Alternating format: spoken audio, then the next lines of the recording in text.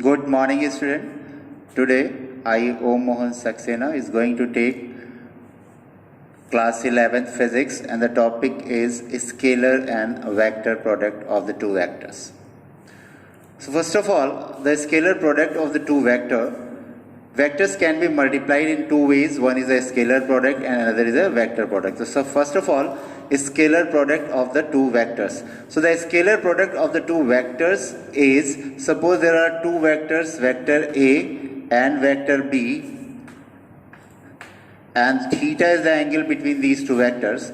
Then their scalar product is given by a scalar product that is given by A dot B is equal to magnitude of A, magnitude of B, and cos of theta. So the scalar product is also known as a dot product because the representation is A dot B, and the value of dot product is magnitude of A into magnitude of B and cos of theta. Theta is the angle between the two vectors. So this is the formula for that.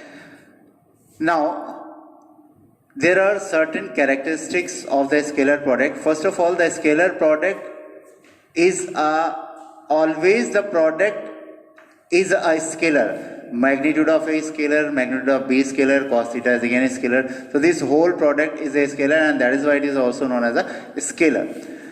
Now, the scalar product of the two vector is commutative, means A dot B will always be equal to B dot A because it's a scalar quantity. Either we write AB cos theta or we write BA cos theta, the value will remain same. So the scalar product is always a commutative. Now, the scalar product obeys the distributive law of addition, that is A dot B plus C is equal to A dot B plus A dot C. So we can write like that also.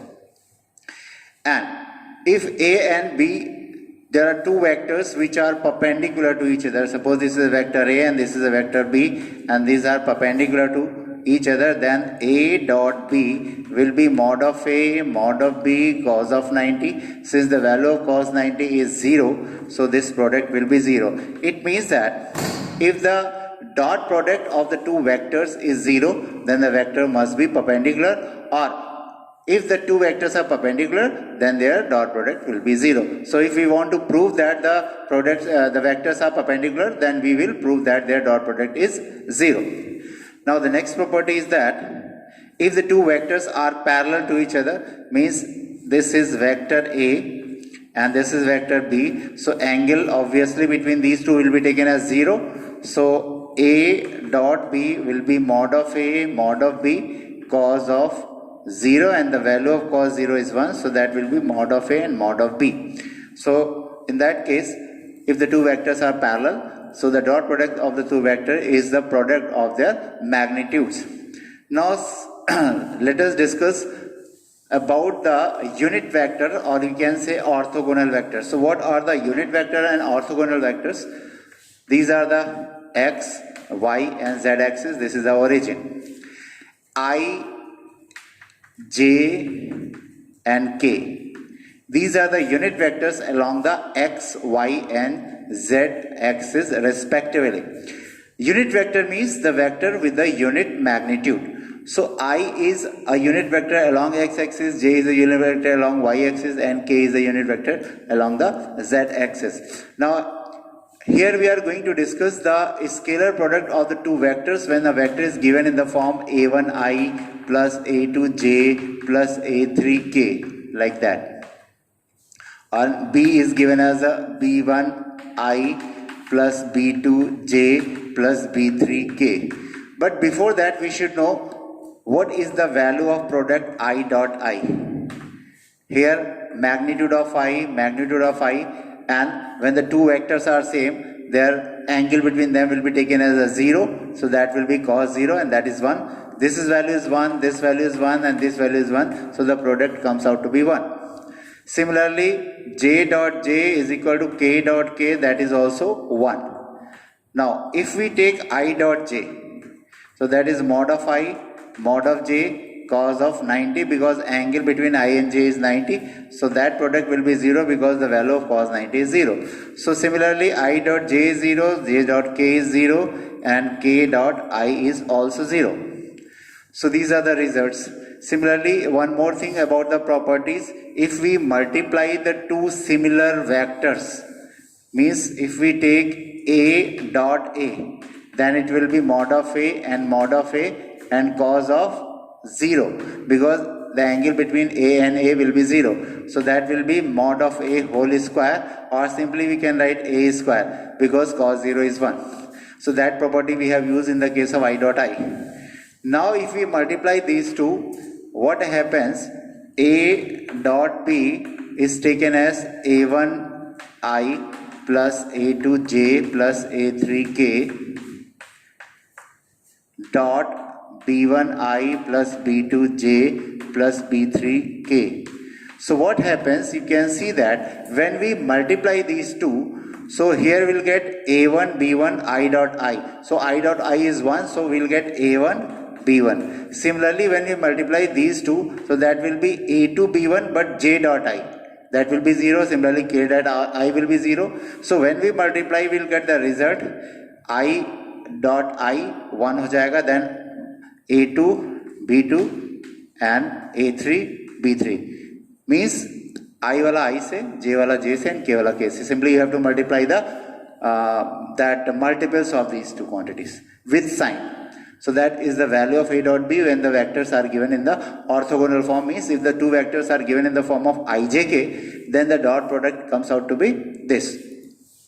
Now, one more thing, how will get the magnitude of the vector A? The magnitude of the vector we have already discussed. That is, suppose this vector is given as that, so a1 square plus a2 square plus a3 square. This is the magnitude of this vector. Similarly, we can find out the magnitude of the vector b also. That is under root b1 square plus b2 square plus b3 square, like that. So why we need the magnitude? Suppose if it is given that there are two vectors and you are asked to find the angle between these two. So we know that a dot b is equal to mod of a mod of b cos of theta. So in that case, what we'll do, we can get the value of a dot b from here. So value of cos theta will be a dot b upon mod of a mod of b. So a dot b we get from here and a mod of b from here, and we put the value to get the angle between the two vectors. Now there are some examples of the scalar product where we are using the scalar product. Basically that is a work done. The work done is the scalar product of the force vector and the displacement vector. Force and displacement are the two vectors. When we take the dot product, we get the work done. That is a scalar product. Similarly, in the case of power, the dot product of force and velocity vector gives the power, which is also a scalar quantity. Now, the next comes is a vector product. It is also known as a cross product. So what is that? Cross product or the vector product, cross because it is represented by a cross b, and why it is called vector? Because the value of this is mod of a mod of b sine theta n cap. N cap is a unit vector which is perpendicular to the plane of a and b. Now see, suppose this is a plane and this is a vector a and this is a vector b, and theta is the angle between these two vectors, and these two vectors lies in this plane. So n cap is a unit vector which is perpendicular to the plane of a and b. Since the a cross b is a vector, why? Because this is a magnitude multiplied by the unit vector, so this whole quantity is a vector quantity, and that's why it is also known as a vector product. So n cap is a unit vector in the direction perpendicular to the plane of a and b. Now the question is that perpendicular can be taken up as well as down, so in which direction we should take the n cap? So for that there is a rule. We use right hand thumb rule. Means when we have to find a cross b, then we move our right hand fingers from vector a to vector b. The direction of thumb will give the n cap, or it is also the direction of a cross b. The same is direction of a cross B. So when we are taking A cross B, then we move right fingers from vector A to from vector B. Thumb will give the direction of A cross B. Similarly, if we are going to find the B cross A, then we move our fingers from vector B to vector A. In that case, the downward direction give the vector B cross A. So we can see that the direction of A cross B and B cross A are opposite to each other. Now the value of n cap is A cross B upon A cross B mod, because unit vector is a vector. When a vector is divided by its own magnitude, then we'll get the unit vector along that direction. So since n cap is a unit vector along A cross B, then the value of n cap will be given by this. Now next is the characteristics of the vector product.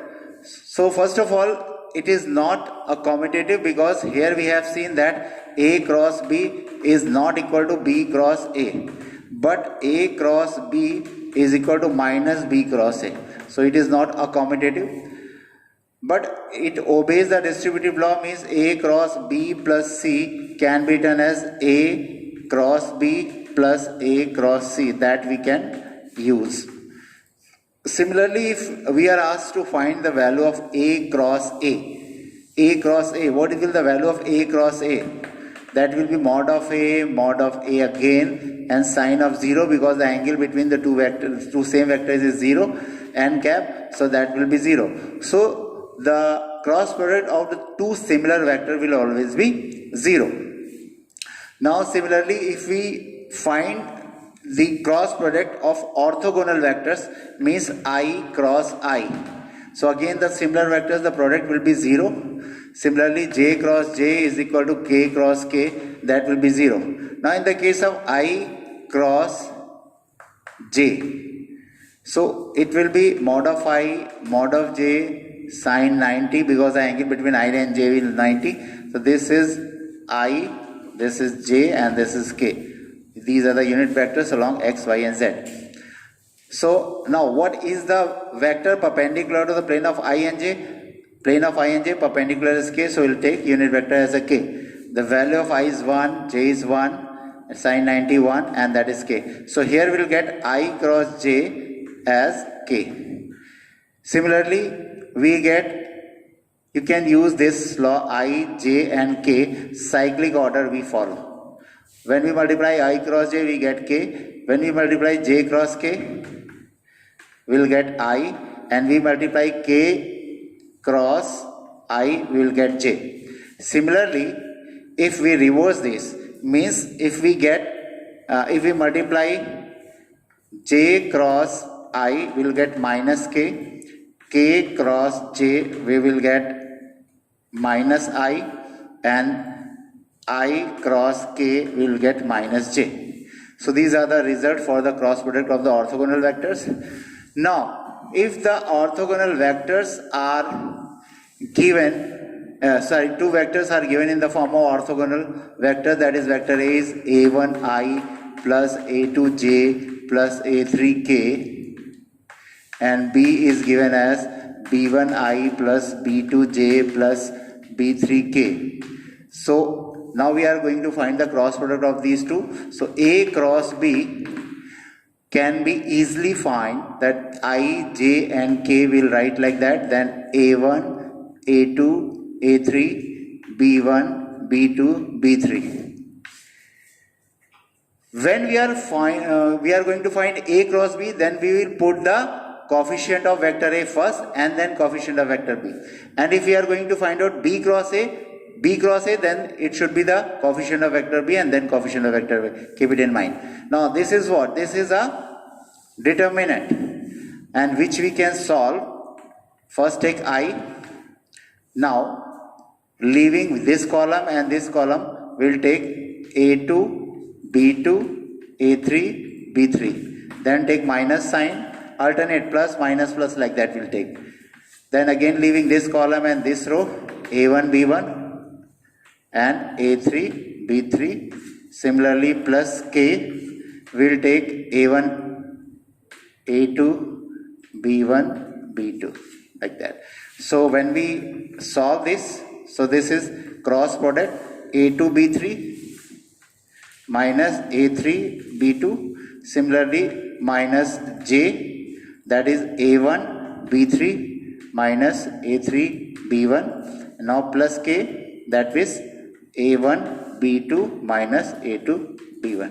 So in this way we can find the cross product of the two vectors. Here I, j, k are the vectors. So this whole product will be a vector quantity, and that's why it is also known as a vector product. Now, where we are using this vector product? Torque. When we calculate the torque, then torque is a cross product of R cross F. R is a position vector or the vector along the direction of displacement. Means whenever we apply the force, like suppose this is the body and the force is applied and this is the axis of rotation, this is the direction of force. So this is the displacement vector or the from axis of rotation to line of action of the force, and this is a force vector. Similarly, if the two sides of a triangle or the parallelogram, suppose this is a parallelogram and the two coterminous sides or the adjacent sides are represented by the two vectors, then the area of this vector will be given by mod of A cross B. And if we are two sides of a triangle are represented by the two vectors A and B, then the area of this will be given by A cross B mod and half, because half of the half of the area of the parallelogram. So in this way we can use the cross product of the two vectors to calculate the area of the parallelogram, area of the triangle, and in more many ways we can use the cross product. So thank you children. So this was the cross and dot product. We will discuss the next topic in the next turn. Thank you. Have a nice day.